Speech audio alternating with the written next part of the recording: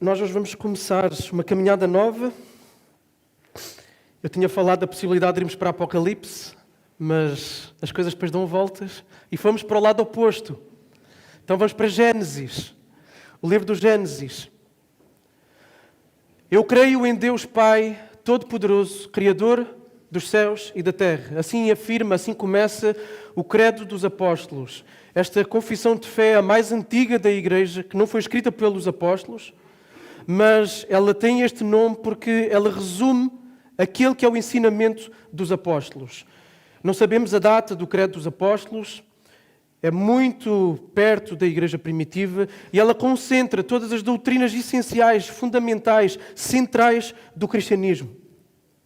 E a primeira doutrina que surge logo é Deus como Criador. E essa é a base de tudo o resto. Tudo o resto é construído a partir daí. Tudo o resto nasce daí. E é exatamente aí que começa a Bíblia. É exatamente aí que começa o livro onde Deus se revela a nós, dando-nos tudo aquilo que nós precisamos de saber para a nossa salvação. Okay? A Bíblia é a revelação especial que nos dá tudo aquilo que nós precisamos para estar num relacionamento de aliança, um relacionamento pactual, um relacionamento de filiação com Deus. E por isso é que em português e em outras línguas o nome deste livro chama-se Gênesis, da palavra Gênese, que significa origem, começo. No hebraico a palavra é outra. No hebraico a palavra, o título do livro é a primeira palavra que vem no primeiro capítulo. Bereshit, no princípio. Então no hebraico no princípio é o nome do livro.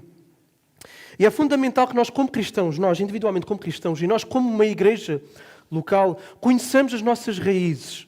Se nós queremos frutificar como igreja, se nós queremos dar frutos, se nós queremos ser como igreja aquilo que nós vimos em 1 Timóteo, nós precisamos também conhecer melhor as nossas raízes. Temos que conhecer qual é o nosso lugar no grande palco da história da redenção, ou seja, a história que Deus está a fazer de salvação. Temos que conhecer as raízes da nossa existência, as raízes da criação, as raízes do mal, as raízes de toda a existência, de toda a realidade, das promessas, da aliança, do Evangelho. E o livro de Gênesis é exatamente este caminho, para nos levar às raízes. O livro de Gênesis foi escrito por, alguém sabe? Moisés.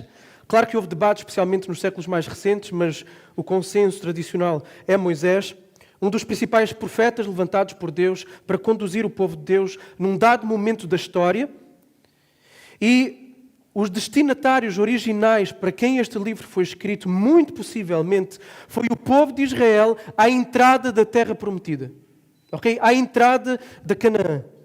E o livro pode ser dividido em duas partes. E aquilo que eu vou-vos dar agora, esta introdução, que vai ser um pouquinho mais longa, é para contextualizar, para dar a estrutura geral, o panorama geral daquilo que é o livro do Gênesis. Depois vamos para o primeiro capítulo, ok? Então, vamos ver o panorama geral para nós termos um fio condutor ao longo de todo o livro do Gênesis, que eu vou trazer várias vezes, ok? Eu vou repetir muitas vezes, que é para isto entrar na nossa cabeça, ok? Repetição é uma ferramenta pedagógica para memorização.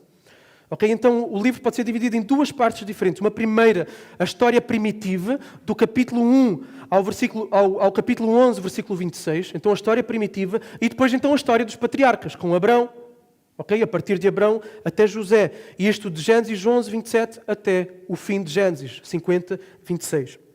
Agora, só esta estrutura é muito pouco, é muito vaga para nós entendermos aquilo que é a intenção do autor. Então, para nós termos uma interpretação adequada, própria, e termos diante de nós qual é o fio condutor que cose, que liga todas as histórias do livro do Gênesis, porque eu conheço a história de José, eu conheço a história de Abrão, ok? Então são histórias, às vezes pega-se nessas histórias e tira-se aplicações morais para a nossa vida a partir dessas histórias. Mas essas histórias não são um fim em si mesmo. Essas histórias estão integradas num argumento que o autor está a querer contar. E se nós perdermos esse argumento ao contarmos só essas histórias, nós não estamos a transmitir o que o autor quer transmitir. Então é preciso termos uma consciência da unidade de Gênesis. Isto vai nos possibilitar interpretar cada narrativa, cada história, à luz do livro todo. À luz do livro todo. Como eu disse, a nossa tendência é pegar em histórias e depois fazer aplicações dela. Isso é insuficiente. Isso é ficar muito aquém daquilo que é o objetivo do autor. Um princípio básico de interpretação, e os jovens mais velhos sabem disso, porque nós temos estado a estudar princípios de interpretação, ou seja, hermenêutica. Um dos princípios de interpretação não é abrir a Bíblia e dizer o que é que Deus quer falar comigo. Esse não é o primeiro movimento. O primeiro movimento é o que é que o autor queria dizer aos seus leitores originais. A partir daí, então, é que eu vou depois fazer esse movimento para mim. Ok? Então, há um motivo maior que liga todas estas narrativas. Uma teia. Isto é como se fosse uma teia de aranha. E nós temos que olhar primeiro para ela para podermos perceber os fiozinhos que estão a ligar. Nós temos que ver o puzzle completo para nós sabermos como vamos pôr as peças. Porque se pegarmos só nas peças isoladas, nós não vamos conseguir montar um puzzle. Então, é isto que é importante nós fazermos. Há algo maior do que José, muito maior do que José. Há algo muito maior que Abrão. Há algo maior do que Jacó. Há algo maior do que Isaac. Há um motivo pelo qual estas histórias, as histórias deles, estão aqui. Aconteceram como aconteceram. Então, por isso, e tentem guardar isto aqui, tentem memorizar isto aqui, a característica literária mais óbvia que unifica, que liga as narrativas do Gênesis é a estrutura. E agora vou dar um nome hebraico, mas assim pode ser que vão memorizando até ao fim da série de Gênesis, vão memorizar de certeza, são 50 capítulos, ok? Até ao fim vão memorizar a estrutura Toledot, ok? Toledot.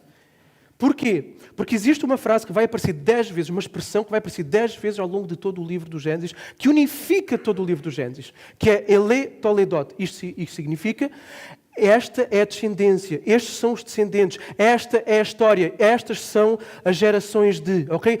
Essa expressão pode ser traduzida destas várias formas. E esta expressão vai aparecer durante 10 vezes. Então, por meio de 10 conjuntos de gerações, o autor vai traçar as raízes de Israel, desde a escravidão no Egito, que é onde termina, até Adão e Eva no paraíso. E vai ser aqui o fio condutor.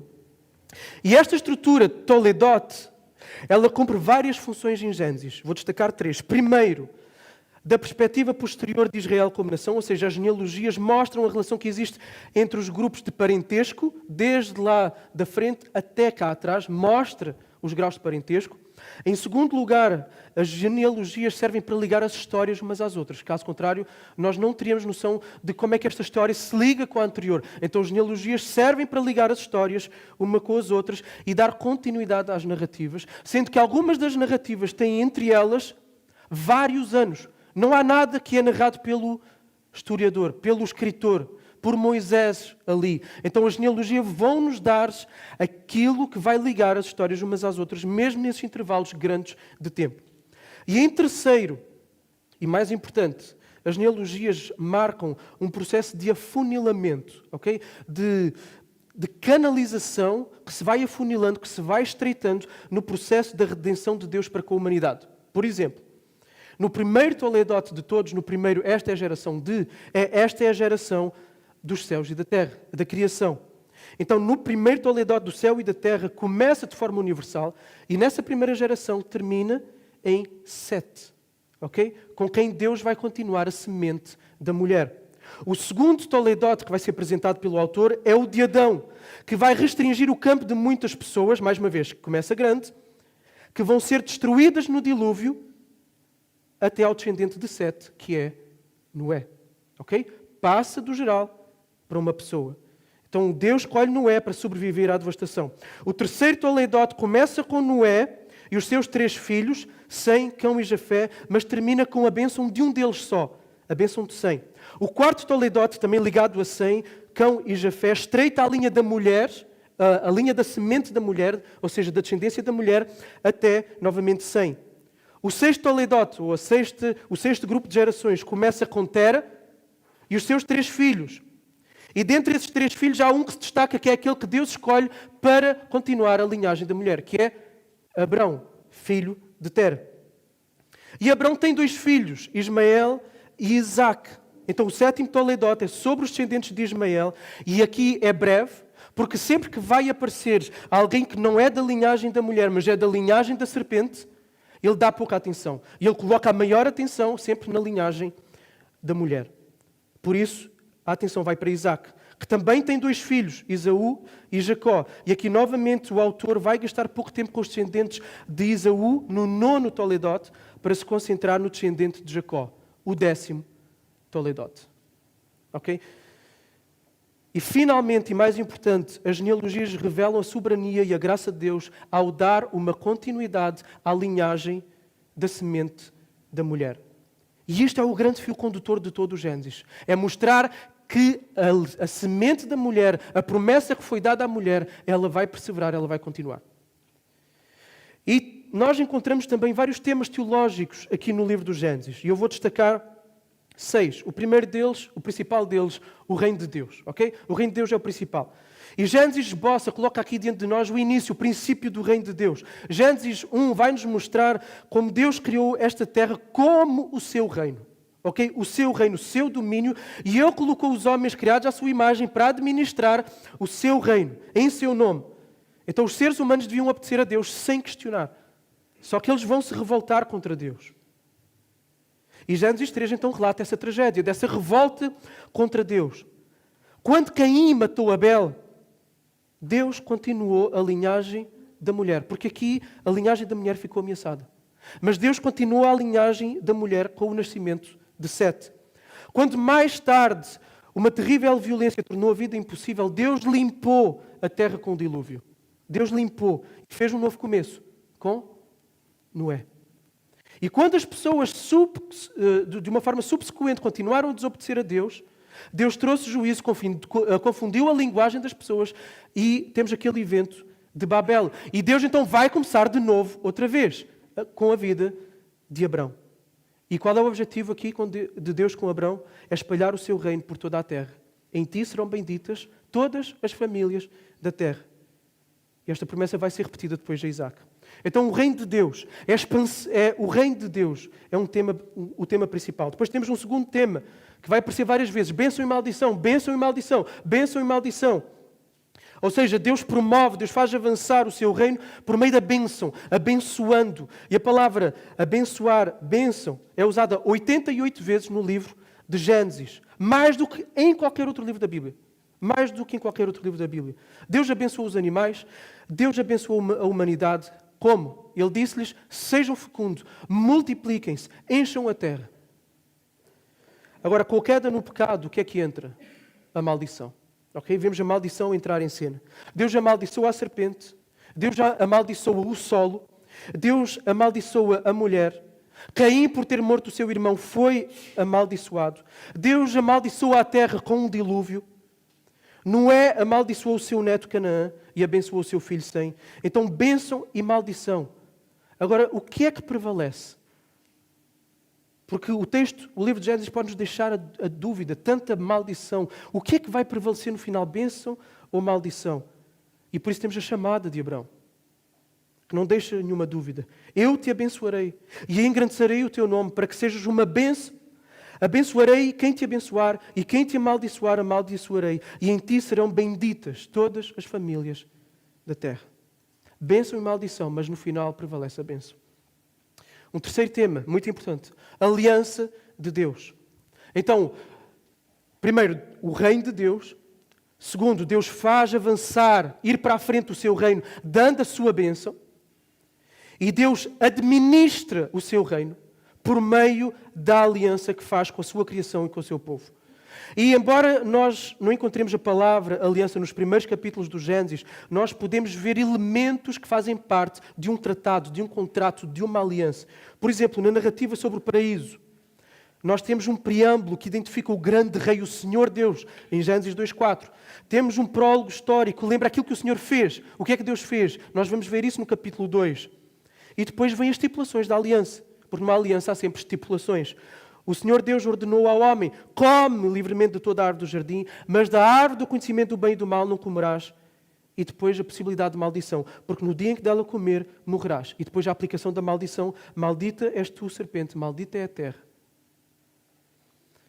E a palavra aliança, berit, é usada pela primeira vez quando Deus anuncia a sua aliança com Noé. A primeira vez que aparece a palavra é com Noé. contigo estabelecerei a minha aliança. E esta é uma aliança não apenas com Noé, mas com os seus descendentes, com toda a carne, em que Deus promete não destruir mais o mundo, a humanidade, por meio do dilúvio.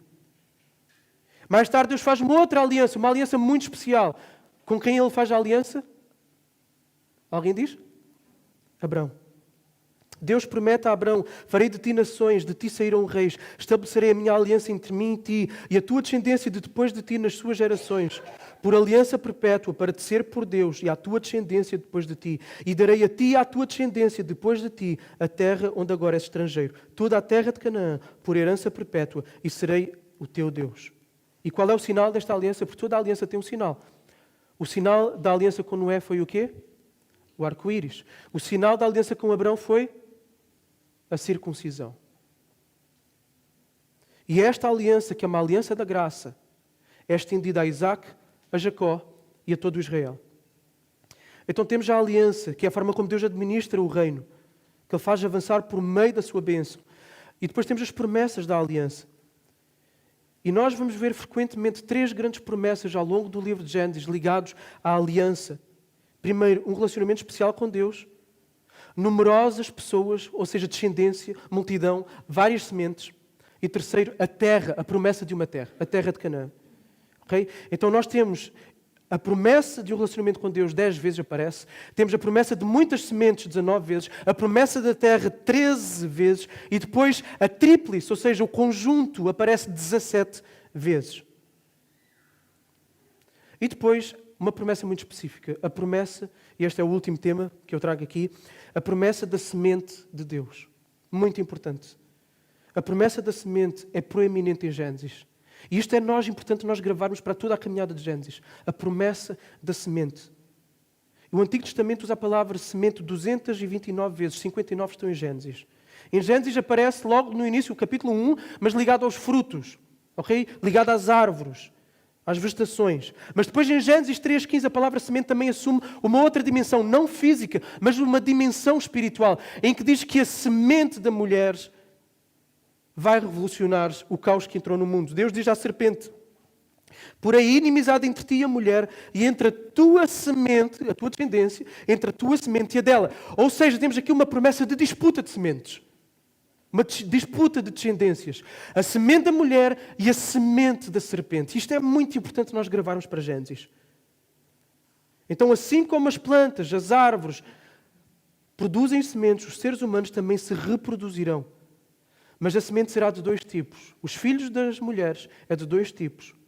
Ou são sementes da serpente, ou são sementes da mulher. Gênesis vai seguir todo o desenvolvimento, toda a narrativa em torno disto aqui, desta semente. Por exemplo, eu já disse aqui, volto a dizer, Abel é morto.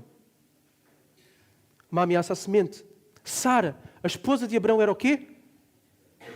Era estéril. A semente estava ameaçada. Rebeca é estéril. Raquel é estéril. Jacó e a sua família estão prestes a morrer de quê?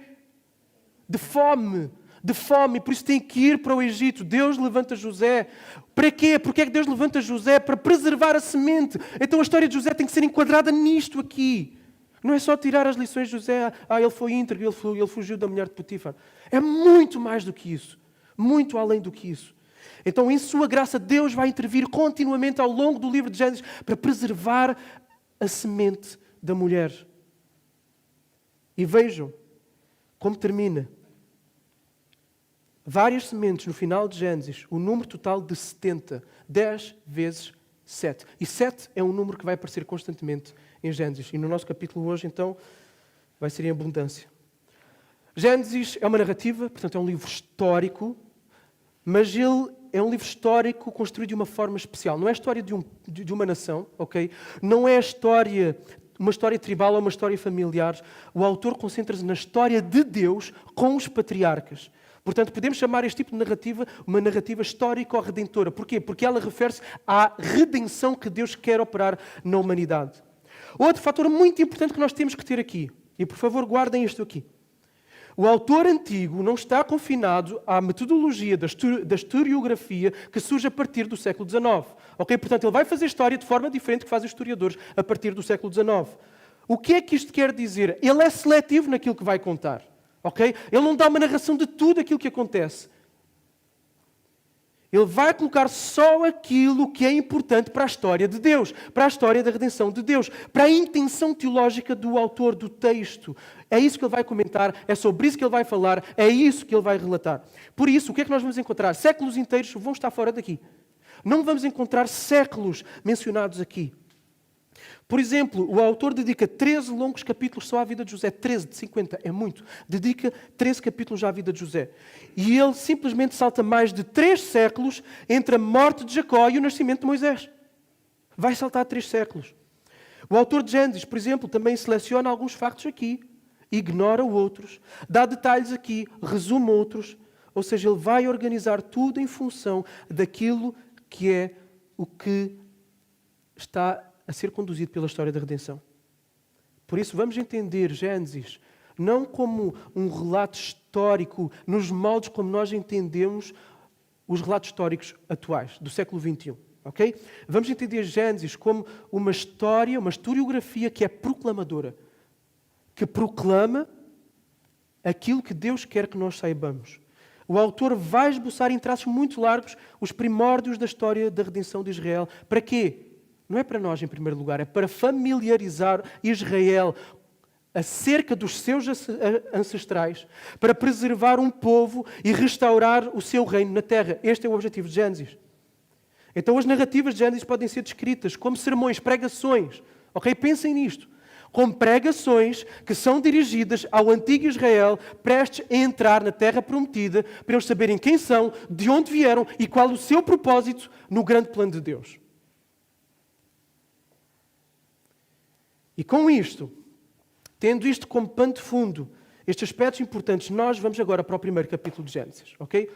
Isto foi muito importante, isto é muito importante. Quem quiser depois ficar com as notas para ler novamente, eu posso dar, porque isto vai ser extremamente importante para a nossa caminhada em Gênesis. Eu sei que é um contexto mais teórico, mas é extremamente necessário. Então, guardem estas coisas aqui que eu falei. Então, tendo como pano de fundo estes aspectos, vamos para Gênesis. E vamos fazer a leitura dos versículos 1 do capítulo 1 até ao versículo 3 do capítulo 2. Okay? E esta vai ser a nossa abordagem em Gênesis. Quando eu comentei que ia pregar Gênesis, houve alguém que disse, bom, então isso vai durar aí uns 10 anos, 8 anos, sei lá o que é que foi. Não, nós vamos fazer blocos, ok? Nós vamos fazer blocos maiores do que conjuntos de 3, 4, 5 versículos. Vamos fazer blocos maiores. Hoje, por exemplo, vai ser um capítulo. Há alturas que vamos fazer 3 capítulos de uma vez, ok? Exatamente para enquadrar dentro desta narrativa maior.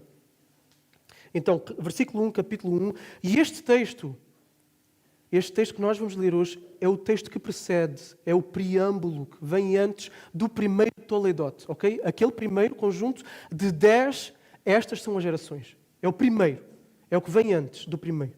E diz assim, versículo 1. No princípio, Deus criou os céus e a terra. A terra era sem forma e vazia. E havia trevas sobre a face do abismo, mas o Espírito de Deus pairava sobre a face das águas. Disse Deus, haja luz, e houve luz. E Deus viu que a luz era boa, e fez separação entre a luz e as trevas. E Deus chamou à luz dia, e às trevas noite. E foram-se a tarde e a manhã, o primeiro dia. E disse Deus, haja um firmamento, ou uma atmosfera, um céu, no meio das águas, que faça separação entre águas e águas. E Deus fez o firmamento e separou as águas que estavam debaixo do firmamento das que estavam por cima dele. E assim foi. E o firmamento Deus chamou céu. E foram-se a tarde e a manhã, o segundo dia. E disse Deus, ajuntem-se num só lugar as águas que estão debaixo do céu. E apareça o continente. E assim foi. E ao continente Deus chamou terra, e ao ajuntamento das águas mares. E Deus viu que isso era bom. E disse Deus, produza a terra os vegetais, plantas que deem semente e árvores frutíferas que, segundo as suas espécies, deem fruto que contenha a sua semente sobre a terra. E assim foi. E a terra produziu os vegetais, plantas que davam sementes segundo as suas espécies, e árvores que davam fruto que continha a sua semente segundo as suas espécies. E Deus viu que isso era bom. E foram-se a tarde e a manhã, o terceiro dia. E disse Deus, haja luminares no firmamento celeste, para fazerem separação entre o dia e a noite. Sirvam eles de sinais, tanto de estações como dos dias e dos anos. Sirvam eles de luminares no firmamento celeste, para iluminar a terra. E assim foi. E Deus fez os 2 grandes luminares, o luminar maior para governar o dia e o menor para governar a noite. Fez também as estrelas. E Deus os colocou no firmamento celeste para iluminar a terra, para governar o dia e a noite, e para fazer separação entre a luz e as trevas. E Deus viu que isso era bom. E foram-se a tarde e a manhã, o 4º dia. E disse Deus, produzam as águas cardumes de seres vivos, e voem as aves sobre a terra, abaixo do firmamento do céu. E Deus criou os grandes animais aquáticos, e todos os seres vivos que se movem, os quais as águas produziram segundo as suas espécies, e toda a ave com asas, segundo a sua espécie. E Deus viu que isso era bom. Então Deus os abençoou, dizendo, frutifiquem e multipliquem-se, encham as águas dos mares, multipliquem-se as aves sobre a terra. E foram-se a tarde e a manhã, o 5º dia. E disse Deus, produz à terra seres vivos, segundo as suas espécies, gado, animais que rastejam, e animais selvagens, segundo as suas espécies. E assim foi. E Deus fez os animais selvagens, segundo as suas espécies, e o gado, segundo as suas espécies, e todos os animais da terra que rastejam, segundo as suas espécies. E Deus viu que isso era bom. E disse Deus, façamos um homem à nossa imagem, conforme a nossa semelhança. Domine ele sobre os peixes do mar, sobre as aves do céu, sobre o gado, sobre os animais selvagens e sobre todo o animal rastejante que se arrasta sobre a terra. E Deus criou o homem à sua imagem. À imagem de Deus o criou, homem e mulher os criou. Então Deus os abençoou e lhes disse, frutifiquem, multipliquem-se, encham a terra e sujeitem-na. Dominem sobre os peixes do mar, sobre as aves do céu e sobre todos os animais que rastejam sobre a terra. Disse-lhes mais, eu dou-vos todos os vegetais que dão semente, os quais se acham sobre a face de toda a terra, bem como todas as árvores em que há fruto que dê semente. Eles vos servirão de alimento. E a todos os animais selvagens, a todas as aves do céu e a todo o ser vivo que rasteja sobre a terra, dou toda a planta verde como alimento. E assim foi. E Deus viu tudo quanto fizera, e era muito bom. E foram-se a tarde e a manhã, o 6º dia. Assim foram concluídos os céus e a terra, com todos os seus elementos. No 7º dia, Deus já tinha completado a obra que fizera. Nesse dia ele descansou de toda a sua obra. E Deus o abençoou e santificou o 7º dia, porque nele descansou de toda a obra que tinha criado e feito. Até aqui. Então aquilo que nós vemos no primeiro versículo logo é um sumário de toda a passagem. A afirmação que Deus criou tudo o que existe. A palavra usada para Deus aí é Elohim. E Elohim é a palavra que mais aparece no nosso texto. Vai aparecer 35 vezes. 35 é um múltiplo de 7. É a palavra mais usada pelo autor aqui neste capítulo e de forma intencional. E embora a palavra Elohim esteja no plural, ou seja, se traduzida literalmente significaria deuses, ela provavelmente está a ser usada desta forma no plural para expressar a majestade. Daí que nós dizemos Vossa Majestade para a Rainha de Inglaterra, por exemplo. Okay? Vossa, no plural. E embora então a palavra apareça no plural, o verbo que aparece logo a seguir, criar, Deus criou. Elohim, Deus criou, seria a tradução. Deus criou. Criou está no singular, o que demonstra que Deus é um único ser. É o único Deus. A expressão céus e terra que aparece aí é uma expressão para significar tudo aquilo que existe. Tudo o que está na realidade, todo o universo. E o facto de Elohim aparecer 35 vezes, ser a palavra mais usada aqui, mostra que Deus é a personagem principal no texto. Deus é a personagem principal no início da Bíblia. A Bíblia é teocêntrica, a Bíblia não é antropocêntrica. Embora a Bíblia seja uma revelação de Deus para o homem, o principal é Deus. No versículo 2, nós temos o surgimento de uma tensão. E isto faz parte das narrativas. Temos o cenário, depois normalmente há uma tensão e a resolução. Ok? Então nós temos aqui um momento de tensão na nossa narrativa. Qual é a tensão? A terra era sem forma e vazia. Havia trevas sobre a face do abismo. Havia falta de ordem, havia falta de conteúdo, havia caos, havia ausência de luz. Qual é a resolução? O Espírito de Deus pairava sobre a face das águas. E o Espírito de Deus, a palavra também pode ser traduzida o sopro de Deus, é o que vai trazer ordem a este caos. Como é que Deus faz isso? Por meio da sua palavra. Deus vai falar e as coisas vão acontecer. Deus vai falar no meio do caos e a ordem vai surgir. E qual é a primeira coisa que Deus fala? Haja luz. algo absolutamente vital para a existência da vida. Depois da luz ter surgido, o autor vai nos dizer uma avaliação que Deus vai fazer daquilo que ele tinha acabado de executar. Ele vai dizer que a luz era boa. E aqui nós temos dois elementos que vão se repetir de uma forma contínua ao longo da nossa passagem, de todo o processo da criação. O primeiro é, e disse Deus. Deus falar. Disse Deus vai aparecer 10 vezes. Ok? 10 vezes. E o segundo elemento que vai aparecer repetido como um refrão é, e Deus viu que era bom. Na última vez, Deus viu que era muito bom. Isto 7 vezes. Outra expressão que vai aparecer 7 vezes também é e assim foi. Não é? Deus diz e assim foi. E aconteceu. Como encontramos, por exemplo, no versículo 7, quando é relatado a separação das águas que estavam debaixo do firmamento e as que estavam em cima. Ou seja, o número 7 aparece várias vezes na nossa passagem, o número da perfeição.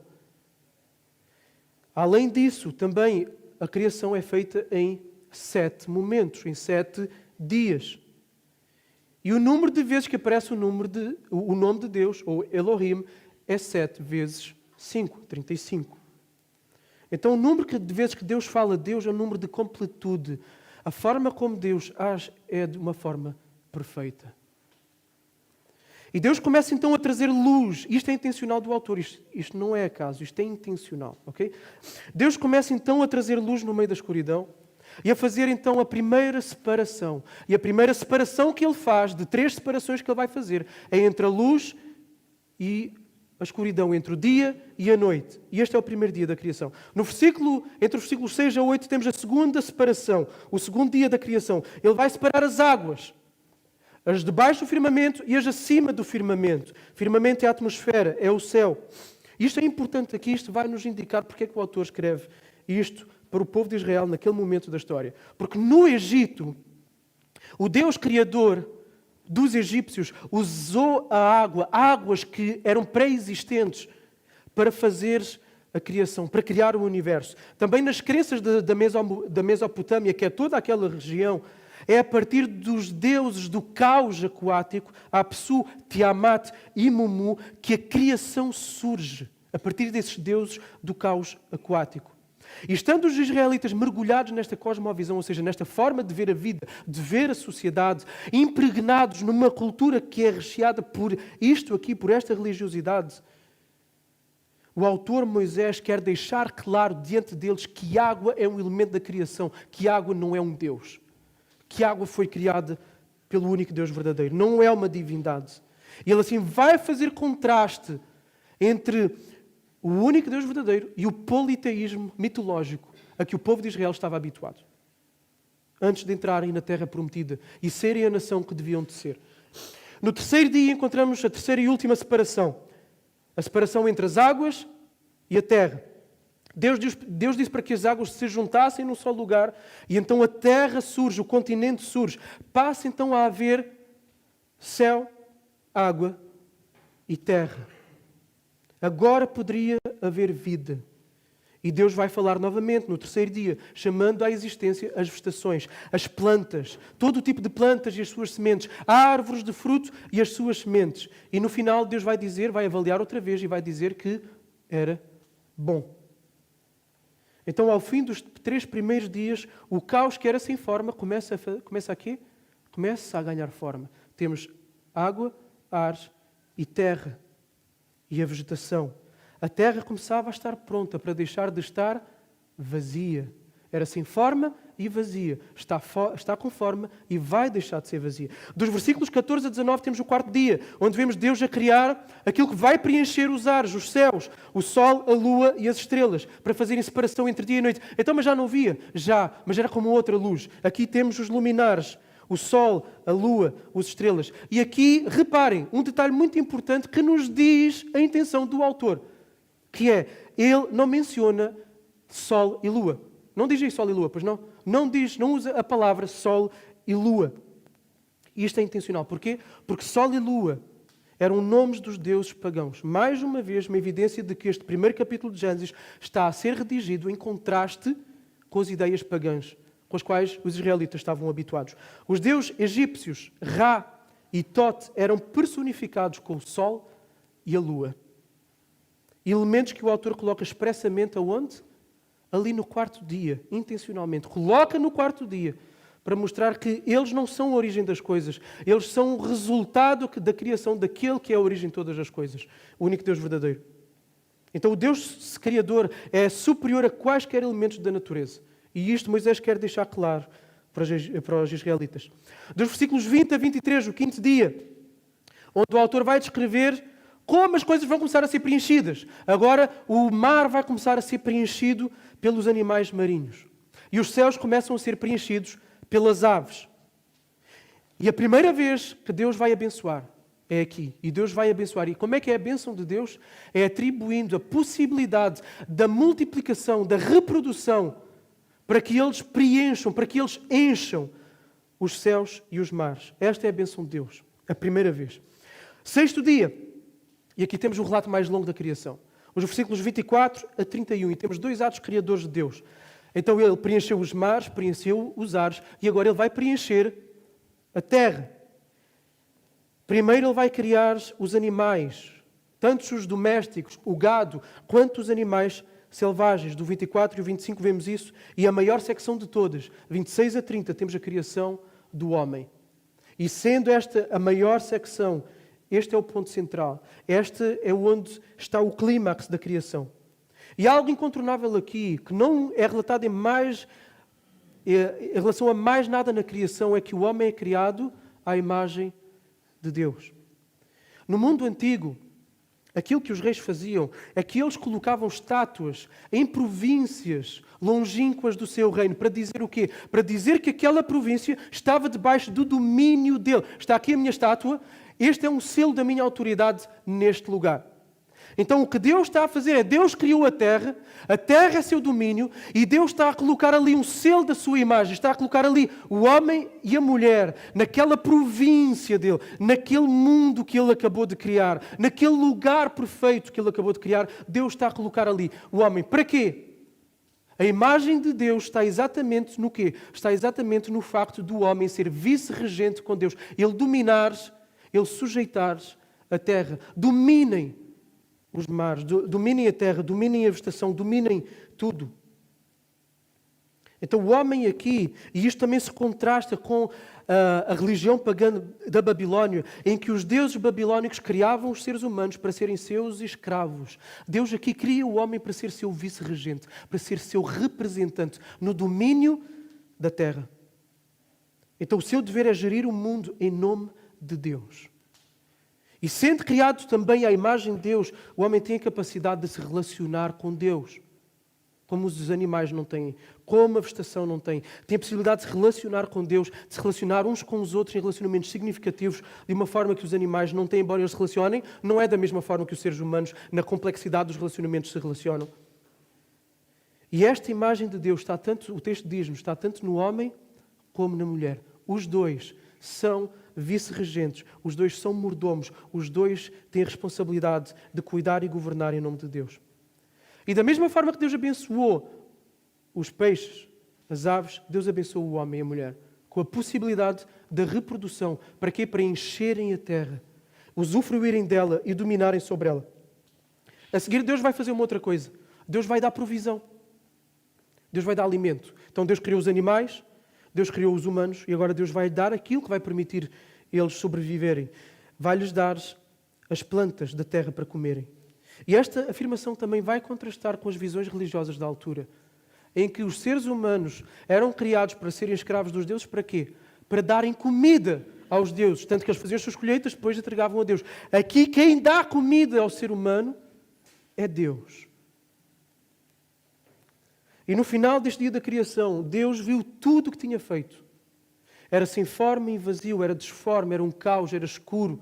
Deus dá forma, Deus preenche, Deus traz luz. E Deus, no final de todas as coisas, faz uma avaliação e Ele diz que é o quê?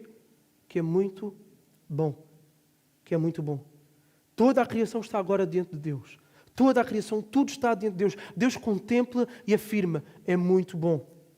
É na contemplação, no prazer da sua obra que Deus, então, no sétimo dia, descansa de tudo o que faz. Deus abençoa e santifica o sétimo dia. E agora reparem, os 6 dias são bons. O sétimo dia é santo. Os 6 dias são bons. O sétimo dia é santo. Era o dia que simbolizava o dia da comunhão de Deus com a sua criação. O dia em que Deus acabou de criar e agora Ele vai se relacionar, vai ter comunhão com a criação. Não é que Deus se cansou. O motivo pelo qual Deus descansou reflete o propósito da criação, que é relacionar-se com Ele, ter comunhão com Ele.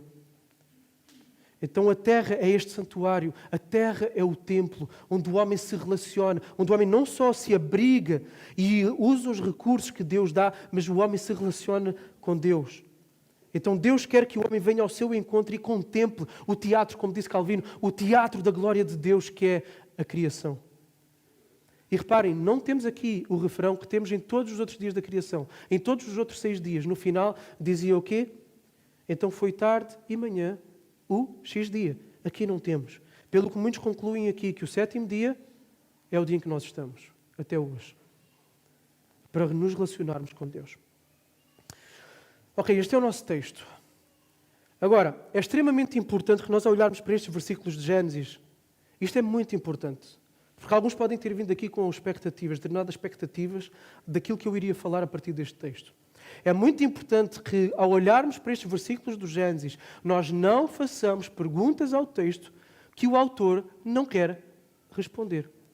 Isto é um princípio básico de interpretação para qualquer livro da Bíblia. Não fazer perguntas que o autor não pretende responder. A preocupação do autor aqui não é científica, ok? A preocupação do autor não é científica. Portanto, não devemos chegar ao texto com perguntas modernas que não eram feitas naquela altura, sobre a idade da Terra. Se tem 6.000 anos ou se tem milhões de anos. Ou sobre a sequência exata da criação, porque muitos contestam o que aqui está, esmiuçam o que aqui está. Essas questões podem ser levantadas, podem ser estudadas. Temos os livros do professor Adalto Lourenço, por exemplo, que é uma das perspectivas que foram em dias literais mesmo, dias de 24 horas, que a Terra tem 6.000 anos, etc. Mas há outras perspectivas no meio cristão. Mas isso são questões secundárias, ok? São questões secundárias. Havia uma mensagem principal, havia uma mensagem relevante que o autor queria transmitir ao antigo Israel e que nós hoje podemos aplicar à Igreja. E é isso que nós vamos fazer. Vamos olhar para 3 pontos que são fundamentais. E o que é fundamental aqui não é a idade da Terra. Vamos olhar para 3 pontos fundamentais que se destacam do texto. Primeiro, que Deus é o Criador. Segundo, que Deus cria tudo por meio da sua palavra. E terceiro, que o reino que Deus criou pela palavra é bom. São estes 3 pontos que se destacam e que saltam desta passagem. Então, primeiro, Deus é o Criador. O povo de Israel, como eu disse, vinha de um contexto fortemente pagão. Uma cosmovisão. O que é cosmovisão? Cosmovisão é a visão do mundo, a visão do cosmos, a visão da realidade. É a forma como eu olho para a existência e dou sentido às coisas, a tudo o que está à minha frente. À vida, à morte, aos bens materiais, aos relacionamentos, a tudo. É o sentido que se dá à vida, a forma de ver a vida, a forma de encarar a vida.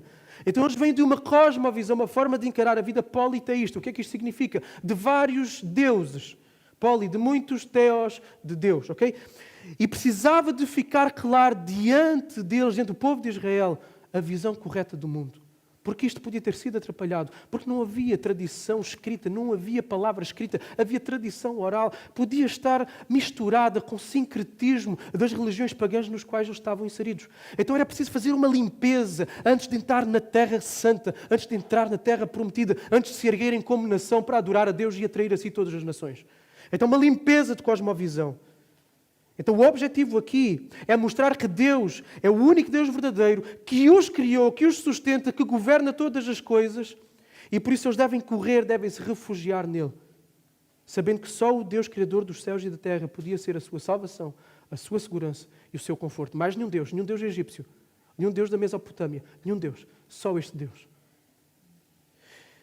E isto é importante para nós hoje. Mas hoje nós não temos esses deuses. Não temos, mas temos um outro problema, se calhar até maior. Nós estamos numa cultura profundamente naturalista. E o que é o naturalismo? Isto é muito importante. Eu sei que para alguns pode ser palavras novas, mas eu vou tentar explicar, ok? O naturalismo afirma que a realidade última é a natureza, é a matéria, é aquilo que se pode palpar, que a única coisa que está diante de nós e que explica tudo e que é a realidade são as leis da natureza, ponto final, parágrafo. E nós debatemos-nos hoje com a ditadura da ciência moderna que assevera para si a palavra final para tudo. Sobre todas as coisas. E deparamos com a exclusão constante da realidade daquilo que é espiritual, daquilo que é transcendente, daquilo que é a pessoa de Deus. Naturalismo, aquilo que é natural, pensem desta forma, aquilo que é material. Ou seja, o que há só é matéria. São as leis da física, as leis da química, o que há é o que está aqui e não é mais nada. E esta cosmovisão, esta forma de ver a vida, de interpretar a realidade, tem implicações bem concretas e práticas para o funcionamento da nossa sociedade.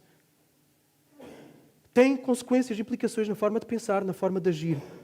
Se o que existe, e acompanha-me aqui, se o que existe é apenas aquilo que nós podemos ver, aquilo que podemos tocar, aquilo que nós podemos provar no sentido de testar pelo método empírico, então a vida deve ser vivida em função do quê? Em função daquilo que é material e daquilo que é palpável. Só e ponto final parágrafo. E dessa forma, se a vida é vivida só em função daquilo que é matéria e das leis naturais, uma consequência lógica é que vidas humanas passam a ser descartáveis. A humanidade é esvaziada do seu valor de propósito que é superior, do seu valor transcendente, do seu valor espiritual, imaterial, a sua alma. O ser humano passa a não ser diferente de qualquer outra coisa da natureza. E não vemos isso, a forma como as pessoas desprezam os idosos nos hospitais, mas, no entanto, endeusam os seus animais. Um bebê no útero não é mais do que células, materialismo puro. Um bebê no útero não é mais do que umas células que podem ser descartadas por meio do aborto. Uma pessoa acamada em sofrimento não é mais do que matéria com um fim inevitável ao qual se pode dar uma morte supostamente digna por meio de eutanásia. Se somos só matéria, tal como o resto da natureza, tal como tudo mais, somos mais uma espécie no meio de outras, em que nós somos os mais fortes, na lei da sobrevivência, e temos nos desenvolvido, e este é o pressuposto básico do evolucionismo, que nega que Deus é o Criador de tudo o que existe. Uma outra implicação do naturalismo é a ausência de um propósito, de uma finalidade maior, algo superior. Tudo o que existe é fruto do acaso, porque é matéria. Isto aconteceu aqui, desencadeou uma sucessão de acontecimentos que vão desembocar ali. Então é fruto dos movimentos uns dos outros, daquilo que acontece aqui e ali. É tudo acaso. Não há propósito, não há uma finalidade superior, não há uma causa para a nossa existência. Não há algo maior pelo qual possamos sacrificar e me doar. A vida é isto e nada mais. Agora, quem é que vive uma vida feliz assim? Diante disso, o que é que me impede de eu tirar a minha vida quando as coisas correm mal, se não há um sentido superior?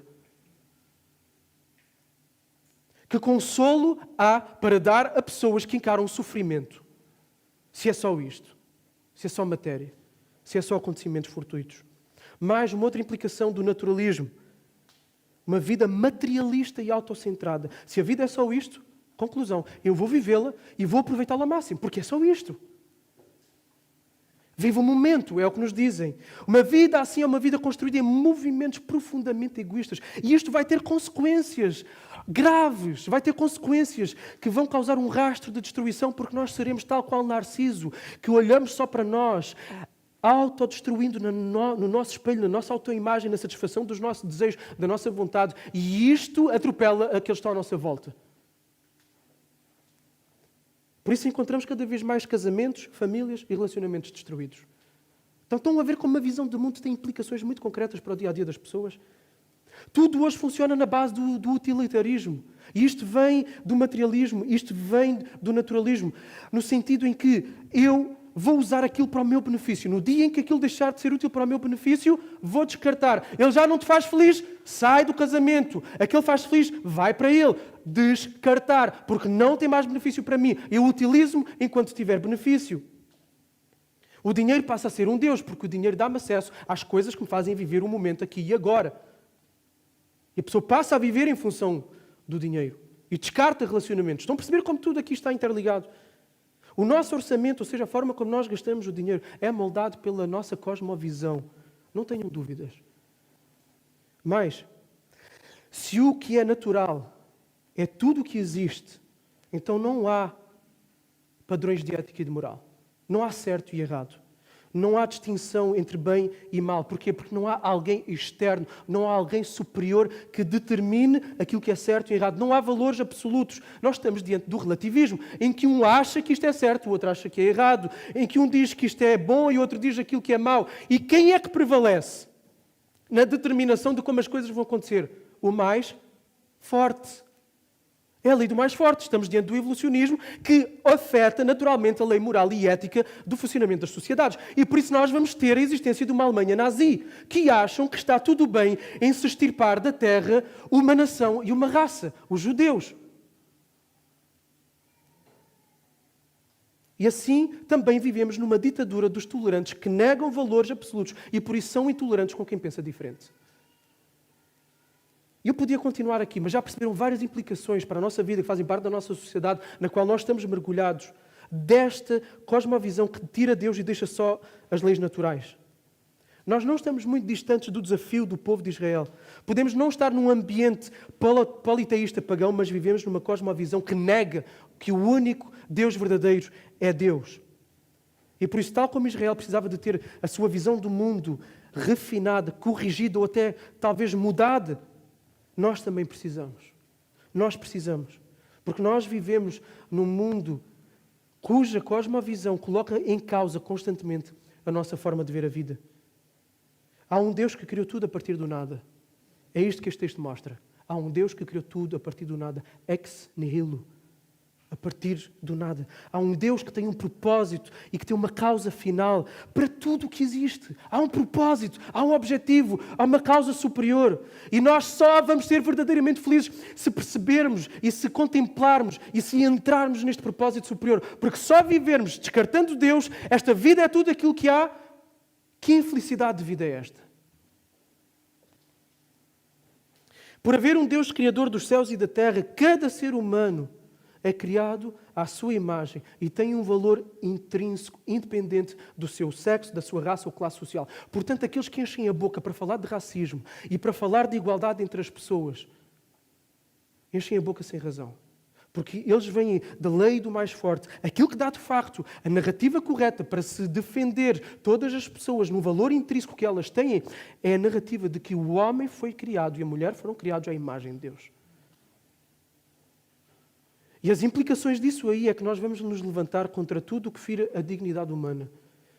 Tudo aquilo que fira o funcionamento das relações humanas como Deus estabeleceu, o casamento entre homem e mulher, vida familiar, pais e filhos. Por isso vamos nos levantar contra o aborto, contra a ideologia de género, contra a eutanásia, contra o machismo, contra o feminismo, contra o racismo. Por haver um Deus criador dos céus e da terra, nós vamos lidar com a natureza criada também com responsabilidade. Com cuidado, somos mordomos, não é nosso. Somos mordomos, somos vice-regentes. Sem abuso, mas também sem o excesso de limitações que muitas vezes nos querem fazer enfiar pela goela abaixo. Porque é para nosso usufruto. Com responsabilidade, mas também sem as limitações que Deus não colocou. Por haver um Deus criador dos céus e da terra, nós vamos fazer a nossa gestão financeira e dos bens materiais que temos, tendo em vista não só esta vida material, mas a vida imaterial que é a eternidade. Ajuntai tesouros no céu, disse Jesus. Por haver um Deus criador dos céus e da terra, nós vamos ter uma ética moral. Vamos ter uma definição clara do bem e do mal, do certo e do errado, que vai conduzir as nossas consciências para o nosso relacionamento diante dos outros e diante de Deus. Há um sentido na existência. Há um propósito. E esse sentido só pode ser encontrado naquele que nos trouxe à existência, no Criador. A sociedade será cada vez mais doente quanto mais excluir Deus. Quanto mais excluir o Deus Criador. As nossas almas, as nossas, dos crentes, dos filhos de Deus, vamos sofrer embates diante da cosmovisão em que o mundo está inserido e que nega que Deus é o único Deus verdadeiro. Então precisamos de encontrar conforto, segurança na verdade que há um Deus que criou tudo, que é o Criador de tudo o que existe. E viver em função dEle, porque é viver em função dEle, vivendo nele, vivendo para Ele, vivendo por Ele, nas forças dEle, que nós vamos ser felizes, plenos, realizados no Deus Criador. Viver fora dEle é viver profundamente fora do propósito da existência. E isso é abrir as portas a um vazio existencial tremendo. Isso é abrir as portas para o existencialismo. A realidade que nós conhecemos começa em Deus, termina nele. E por isso esta afirmação é logo vital no início da Bíblia. Tudo o que vem depois, na Bíblia, flui disto aqui. Segundo aspecto, Deus criou tudo por meio da palavra. O texto bíblico não destaca só que Deus é o Criador, mas mostra como Deus fez, como Deus criou aquilo que existe por meio da palavra, afirmado 10 vezes no nosso texto. 10 vezes. Deus falou, tal como um rei sentado no seu trono, dá decretos e as coisas acontecem. A palavra de Deus é logo seguida pela obediência, pela expressão que aparece 7 vezes. E assim foi. O Rei do Universo fala e as coisas acontecem. O que a palavra de Deus faz na nossa passagem é o quê? Traz ordem ao caos. Traz forma ao que é deformado. Traz conteúdo ao que está vazio. Traz luz sobre as trevas. Isto não quer dizer, no entanto, que a palavra faça o mal, faça a maldade, ao fim de trazer ordem, não haja em juízo também. Por se repararem, a noite não deixa de existir. A água não deixa de existir. E por isso, Deus vai usar a água para trazer juízo a certo momento, no dilúvio. Deus vai usar a noite para trazer juízo sobre o Egito, numa das 9 pragas. E Deus trará o fogo para trazer o juízo final sobre o mundo. Então, mesmo trazendo água, escuridão ou fogo, o intuito qual é? É eliminar o mal, ou seja, é destruir o caos e trazer ordem e a forma, a harmonia novamente. E a palavra de Deus é que faz isto. É que traz esta harmonia. A palavra de Deus é poderosa. Nós vemos isso no texto. Ela cumpre os propósitos do rei. E isto vai de acordo com aquilo que Isaías diz. Assim será a palavra que sair da minha boca. Não voltará para mim vazia. Mas fará o que me agrada e cumprirá com êxito o propósito da sua missão. O que Deus diz, o que Deus determina, acontece. O que Deus decreta, acontece daquela forma. Sucede-se da forma como foi determinado. Nada na existência, nada, nem um átomo, nada está fora do lugar que devia de estar. Não há acaso, não há acontecimentos fortuitos, não há. Agora, algo muito importante aqui. O apóstolo João vai ecoar o primeiro capítulo de Gênesis.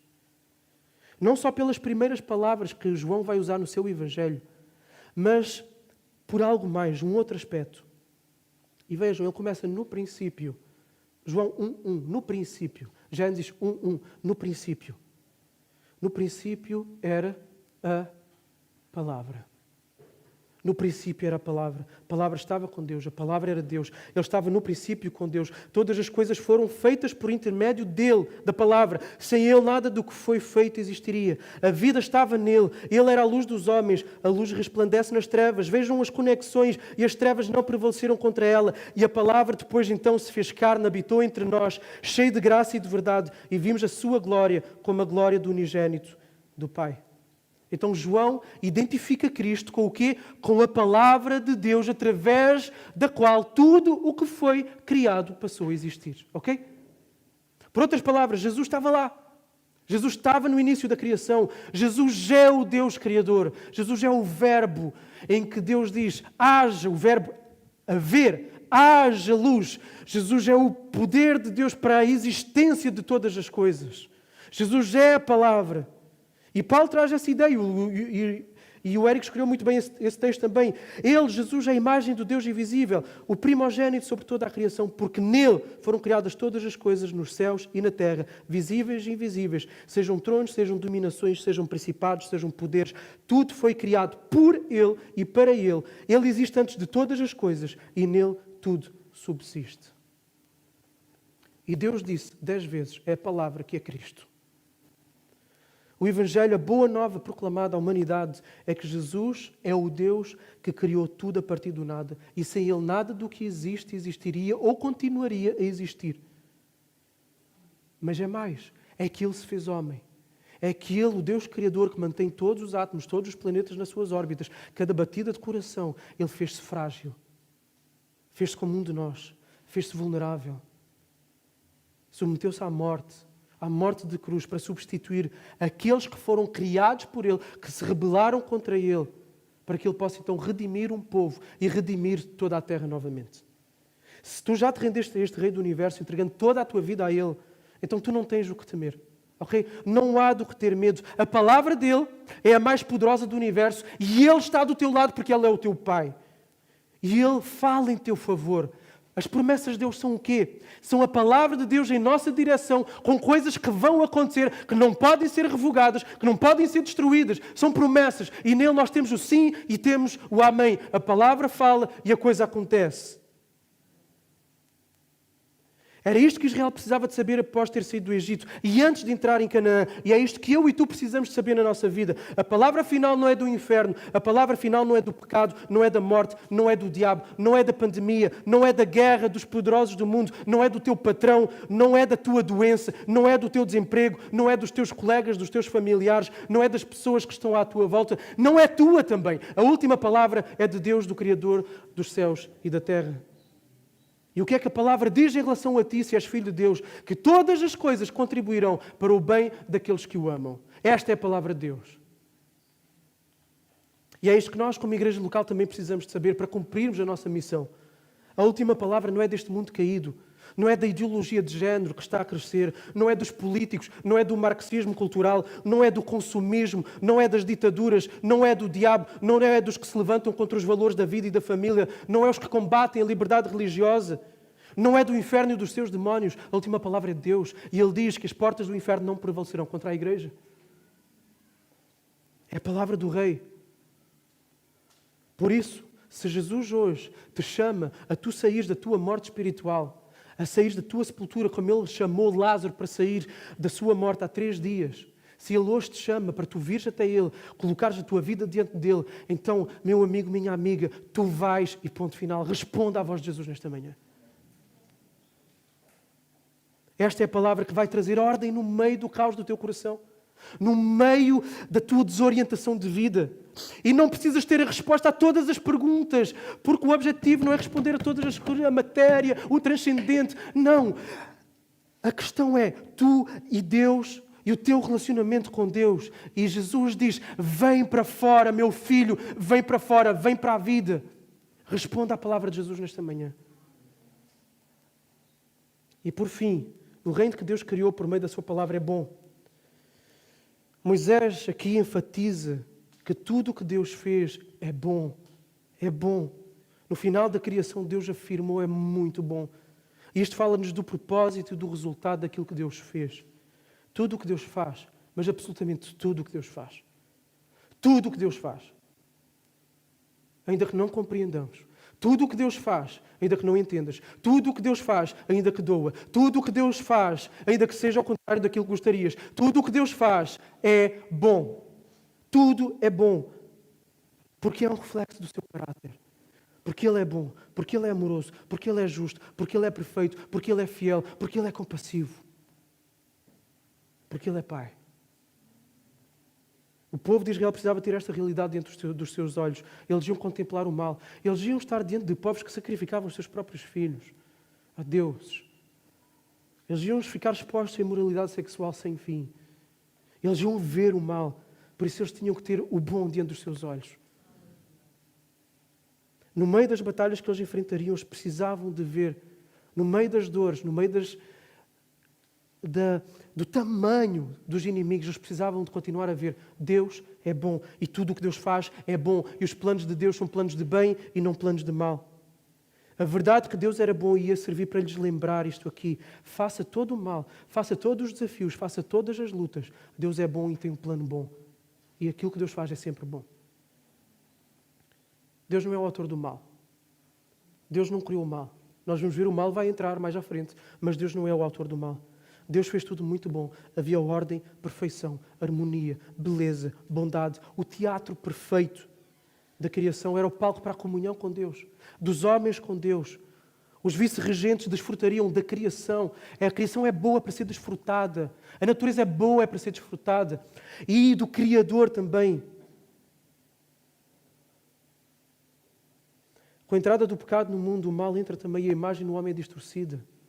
A natureza é afetada, tanto que passa a existir um vazio existencial no homem, do tamanho de Deus, que só Deus pode preencher, e a natureza passa a gemer até o dia da redenção.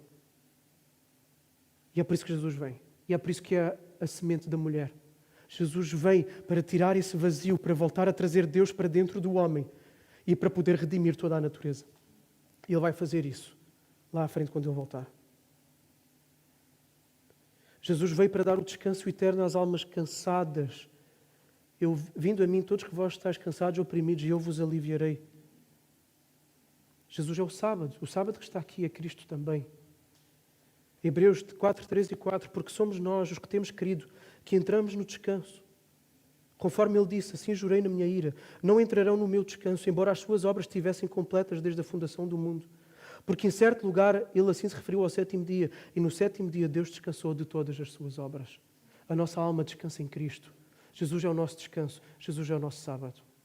Jesus é o lugar onde nós podemos voltar a ter aquilo que foi perdido, a comunhão com Deus no meio do teatro da glória da criação de Deus. O relacionamento com Deus é o verdadeiro descanso da nossa alma.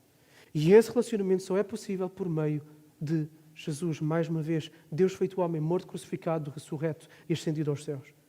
Não vamos encontrar descanso em mais nada. Nas coisas aqui materiais não vamos encontrar. Vamos atrás delas e a sensação é de que vamos correr atrás do vento. Agora, se já estamos neste descanso, enquanto estamos nesta vida, precisamos deste descanso. Por isso Deus instituiu o sábado, que agora é o domingo.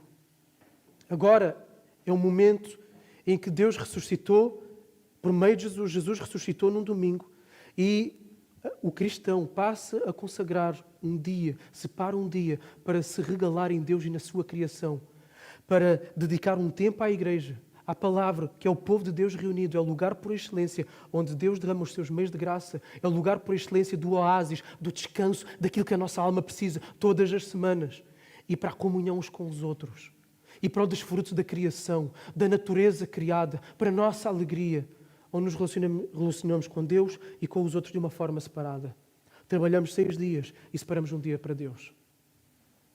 Precisamos disso. Precisamos parar o nosso trabalho, precisamos parar a nossa rotina, precisamos nos separar das coisas deste mundo para irmos até este oásis. Portanto, quem não guarda o domingo, quem não separa este dia para dar a Deus, está a matar e assassinar a sua alma. Congregar não é opção. Não existe culto online. Existe transmissão de um culto que é presencial. Congregar é presencial. Este oásis é aqui, a obediência a este mandamento é aqui. Porque é aqui que está o descanso. Claro que podemos ter os nossos oásis no nosso dia-a-dia em que descansamos em Deus, mas nada substitui, nada é comparável ao povo reunido de Deus, onde Deus ordena a sua bênção. Concluo. Este primeiro capítulo de Gênesis serve-nos para levar a ver a realidade como ela é. Porque nós podemos perder a noção, às vezes podemos entrar nesta lenga-lenga do mundo, que é o aqui e o agora, é o consumismo, é as coisas que temos, é a reputação que temos. Podemos entrar nessa lenga-lenga, precisamos ser trazidos à realidade. Não, para tudo, há um Deus. Há um Deus que criou tudo por meio da sua palavra poderosa, cuja palavra é a final, é a que determina todas as coisas, é a que determina o que acontece na minha vida e o que não acontece na minha vida. A palavra de Deus é o ponto final sobre tudo. E eu estou debaixo da bênção dele, não estou debaixo da sua maldição. Estou debaixo da bênção dele. E tudo aquilo que ele faz é bom. É o Deus Criador que dá sentido a toda a existência. Só encontra o meu sentido nele. E tudo o que ele faz é por meio da sua palavra, por isso devemos dar atenção à palavra. Por isso é que a palavra e mais nada deve ser o centro do nosso culto e das nossas vidas. A palavra vai operar arrependimento, vai operar transformação, vai trazer cura, vai trazer vida, vai trazer ensino, vai trazer sabedoria, vai trazer repreensão e disciplina. É a palavra que vai criar este homem novo em nós. E esse é onde descansamos. E vejam isto aqui. Nós descansamos. Temos mais aquele descanso cá dentro da nossa alma, quanto mais nós somos parecidos com Jesus. E nós somos mais parecidos com Jesus, quanto mais vivemos o que aqui está. A palavra, o verbo criador, a espada de 2 gumes que tem o poder de transformar radicalmente a nossa alma. Este é o Deus Criador que veio a nós na pessoa de Jesus, nos deu a sua palavra para nos conformar a Ele, fazer parecidos com Ele, para depois então habitarmos na terra perfeita, sem dor, sem pecado, sem sofrimento. Este é o Deus Criador dos céus e da terra no qual nós queremos. Vamos orar. Jesus, muito obrigado, muito obrigado, Senhor, pela Tua palavra. Tu és o Deus Criador. Deus, esta vida não é só isto. Jesus, e o facto de vivermos numa vida tantas vezes confortável, oferecida por esta sociedade ocidental do século XXI, pode nos fazer viver a vida encostados aos bens, ao conforto que esta vida dá e nos esquecermos da realidade última das coisas. Porque eu acredito que se vivêssemos em sofrimento, como outros povos noutros lugares ou outros tempos se viveu, buscaríamos um sentido além daquilo que é as coisas desta vida. Ó Deus, por isso, salva-nos destes tempos tão perigosos, estas areias movediças, que nos podem distrair, nós como igreja, daquilo que é o propósito último das coisas, que és Tu, a Tua glória, o Teu reino, uma história da redenção e de salvação que precisa de ser expandido, o Teu reino precisa de avançar até ser finalmente consumado no nosso meio. Este é o sentido da nossa existência, sermos vice-regentes deste reino para alcançar almas. É aí que nós somos chamados para estar, é aí que nós somos chamados para investir os nossos recursos financeiros, é aí que nós somos chamados para investir os nossos recursos emocionais, o nosso tempo. Perdoa-nos, Jesus, quando vivemos no naturalismo e não no reino, em obediência ao Criador. Perdoa-nos. Obrigado por Jesus. Obrigado por Jesus. E eu peço, em especial neste momento, por todos aqueles nesta manhã, que ainda não creem em Ti como o Deus Criador de todas as coisas. E Jesus, aqui não é a minha palavra, aqui tem que ser a Tua, a chamar para fora.